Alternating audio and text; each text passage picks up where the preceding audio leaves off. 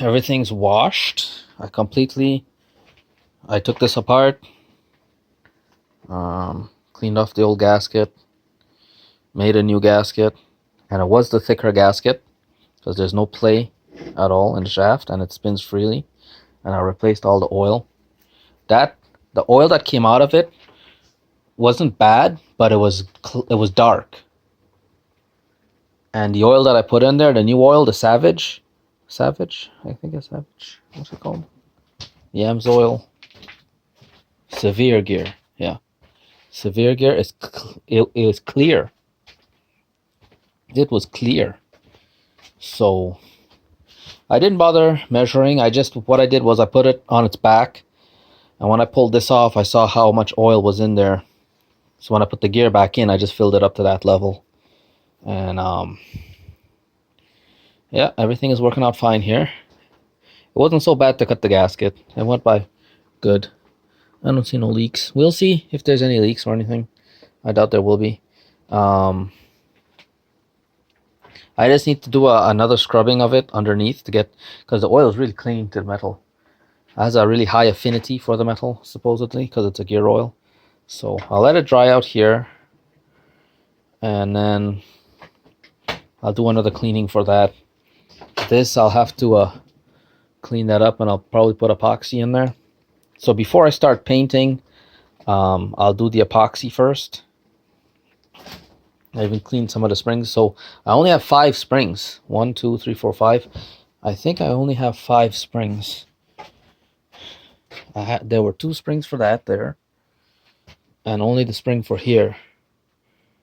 There was no spring here and no spring there and none of the springs there. Yeah, I need 5 springs. Oh fuck, those aren't cheap, man. Shit. I guess cross that bridge when we get there. Maybe there's a spring kicking around here somewhere. I didn't think, was it 5s that I needed or less? No, when I got it, there were no springs on this. And you need 2, 1 on either side. And the 3 springs there, yeah. Yeah, I need 5 springs. Well, that's something else I have to order. But it's not a big deal. It's not a big deal. So, right after, I'm gonna eat something because I just cooked the lamb. And then I found the epoxy. It was Gorilla epoxy. So I'll use that epoxy to fill in the gaps and all that. I'm gonna have to do something about this here right now with this.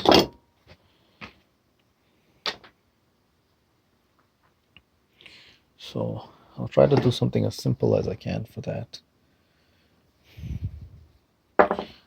And then it's just a matter of painting afterwards. But I have to make sure these parts are dry. Really dry, especially these. Get all the moisture out from inside these the cracks and whatever. So it's going to stay on here for a good little bit. I hope this doesn't get too hot. Yeah. These things getting hot here is not bad. Oh wow, the soap didn't get that off. Shit. I'll wipe it off. It's okay.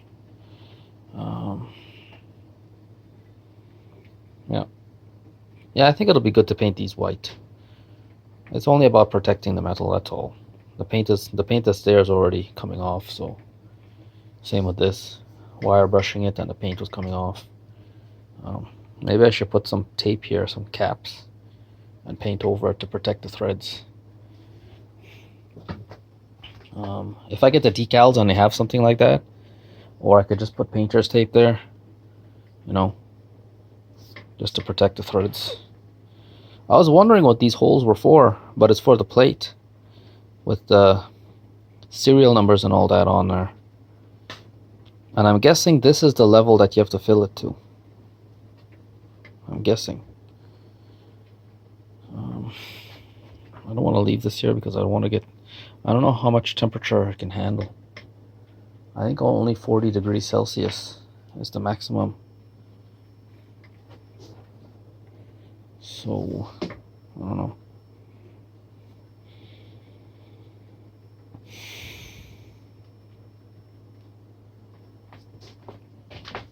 Yeah, one of those plastic containers in the corner of my window there.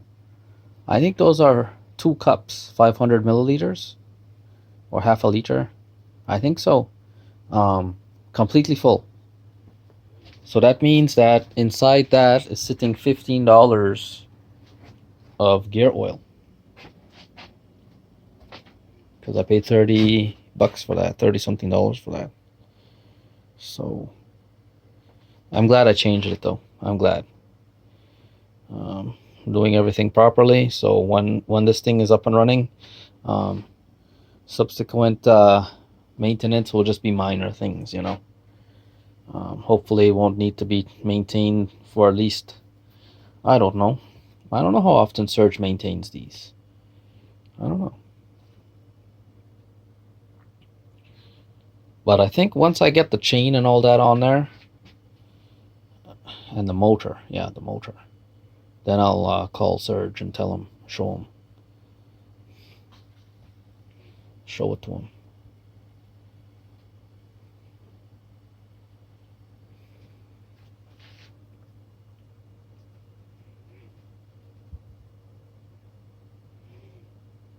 Yeah, maybe that's what I will do before I install this motor.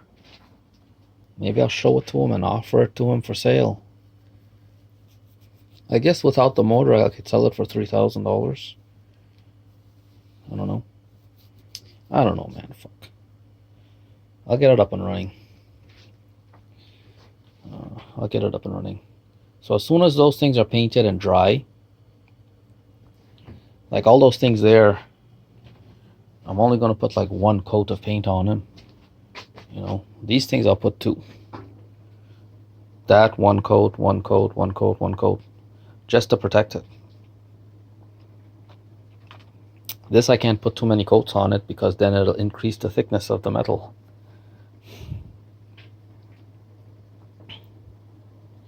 Increase its dimensions.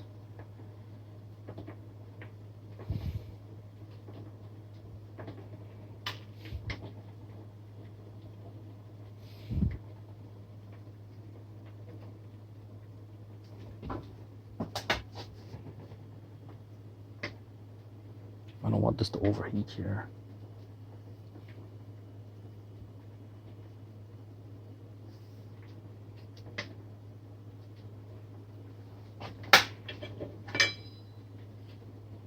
These are dry enough.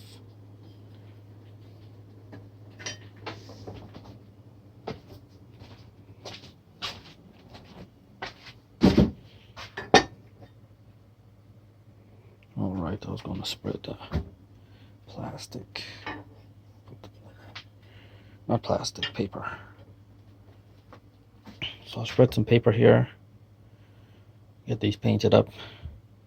Feels good that there's nothing else here. I don't need anything else really. Oh, I gotta cut this with the grinder. I'll do it later. It's not important now. That's why I have the handsaw here. This is a piece of birch. A tree that I fell on my property here, and I processed it into wood. In fact, I think this is some of the wood that I used for the thing on the front of my bike there, holding the fork there for the hydraulic disc brakes. So I'm gonna cut a piece of this to make the handle, the knob for here. That's what I'm gonna do. I'm gonna cut a small block, drill a hole, and that's what I'll do later. That's why I brought out the Loctite here, the thread lock. I'll use the red thread lock on it. So what I'll do is I'll turn it on that with the drill, get it nice and round, you know.